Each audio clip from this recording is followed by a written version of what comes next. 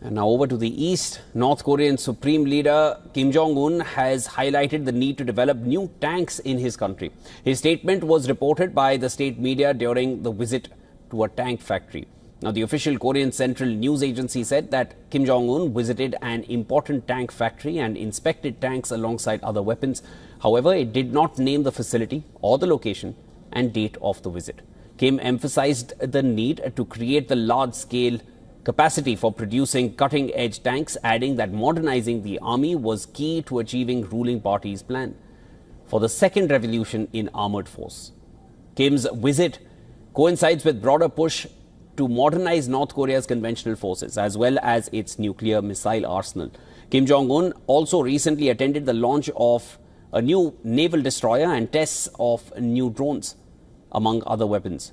North Korea recently went public with an acknowledgement that its military was fighting for Russia against Ukraine. According to South Korean and US intelligence reports, there is a lingering suspicion that North Korea may be receiving some technical and military help from Russia in return for sending ammunition, missiles and troops for the war in Ukraine, fighting for Russia in the Kursk region. However, no details for this have been confirmed so far.